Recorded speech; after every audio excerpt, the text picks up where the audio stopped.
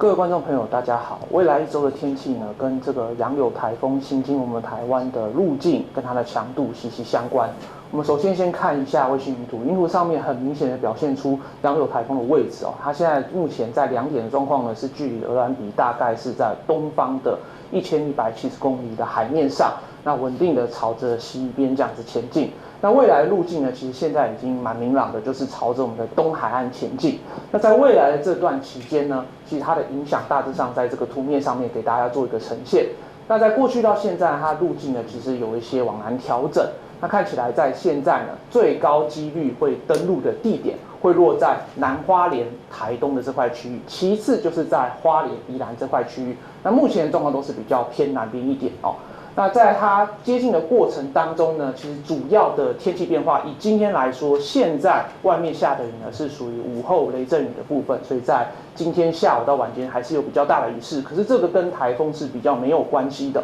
但是在明天，也就是12号的晚间开始，随着洋流台风逐渐接近12号的下午，在这个位置哦。那开始会有一些外围环流的作用，慢慢的移动到我们台湾附近，特别是在基隆北海岸还有宜兰地区，在明天的晚间开始就可以感受到一波一波的雨势出现，风力也会开始逐渐的增大。那洋流台风影响我们的期间其实是非常明显，落在周三这一天是影响最大的，周四可能还有一些残存的水汽。周三这一天呢，其实它大部分生命体所有的比较重要关键时间点都落在这一天，因为在周三的时候呢，大概会是在比较偏向是周三的白天近中午的时候呢，它的中心就可能抵达到我们台湾的比较偏向是南部花莲这块区域的地方哦。而到了夜间的时候呢，就会开始出海到我们台湾海峡，所以一天当中它就会经历登陆跟离开这样子的过程。那也是因为这个样子呢，在这一天的降雨跟风力表现是相当的剧烈。提醒大家，这个台风要注意的不只是雨，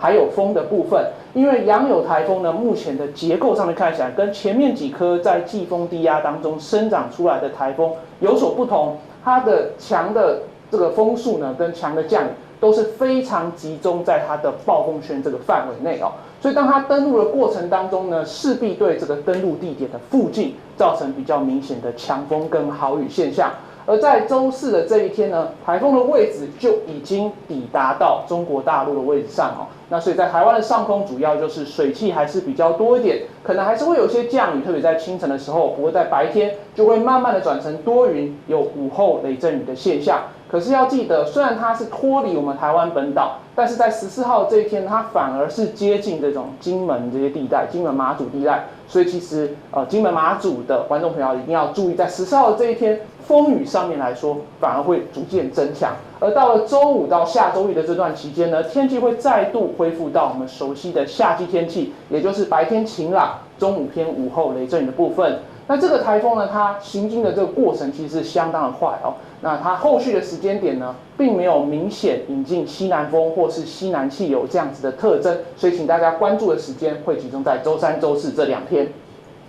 简单台风的历程跟大家介绍之后呢，让我们来看一下雨量的分布情形。那以今天来说和明天呢，其实都是午后雷阵雨的降雨比较为主，可以发现说比较靠近在山区的部分呢，这种反应上面是比较大一点点的。那在夜间清晨也有可能在中部沿海跟南部会有一些零零星星的雨势。天气的变化，也就是降雨开始12号的晚间，在这个基隆北海岸东北部地区开始下雨。那刚刚提到的主要降雨影响最严重的时间点，13号的这一天。从图片上面可以看到呢，影响最明显的当然是台风从这个比较偏向是东南边这样靠近，那它在登陆地点的附近呢，其实会造成最直接的影响。所以发现，在花莲延伸到宜兰这一段呢，降雨都是很显著的。那当然，雨量极值最大的区域会落在花莲、台东，以及它行经过程当中抵达出海以后呢，在比较偏嘉义以南的区域也有非常明显的降雨。目前的层级呢，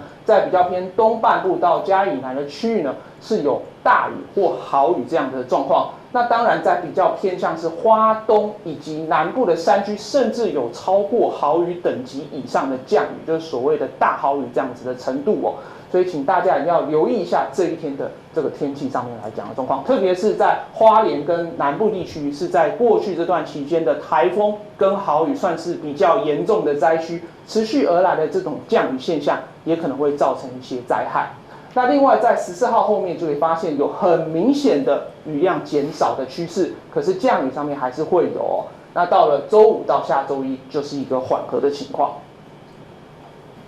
除了刚刚提到的雨，接着我要提到的就是风。那风力上面来讲的话，一般来说9级以上的阵风，这个是非常就是比较具有灾害性的这样的现象哦。那可以看到，在13号的白天、13号的夜间，在台湾附近的风力表现其实呈现这样子的状态，也就是说，各个海域其实都是非常不适合航行、非常不适合在上面作业的程度。13号白天跟13号夜间都是这样。那14号的时候逐渐的缓和下来。那在13号这一天呢，其实在东半部、西半部以及各个沿海，我们都有9级以上的强阵风。我特别提醒，这一块区域就是台风所在的地点。当台风逐渐接近的过程当中呢，势必会出现比9级以上的强阵风还要更强的风力，特别在通过登陆的这段期间。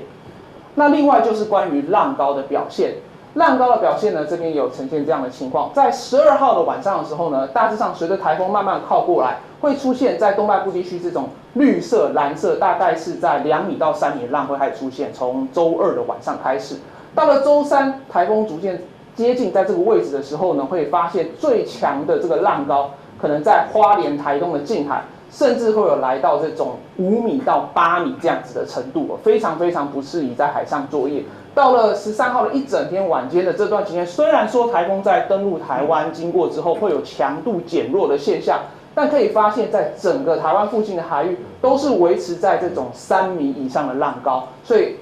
周3的这一天其实浪高也是相当的明显。好，最后几个小叮咛，这一周的最重要的提醒就是洋有台风，周3、周4影响最大。那周3各地的降雨各地都是会有下雨的现象，最明显的就是东半部跟嘉义南地区留意大雨跟豪雨。那尤其是在花东跟南部山区，这种可能会有大豪雨的这种程度也有几率出现。那另外周3呢，除了留意豪雨，也要留意强风。台风接近的过程当中，周3这一天风力各地可能都是比较明显的。那另外在周2、周3这段期间呢，台风接近的过程，自然会有一些长浪的现象先反应。那在北海岸、东半部、恒春半岛跟马祖都会有这样子的状况出现。那以上就是这一节的天气说明，请问在场媒体朋友有没有什么其他的提问？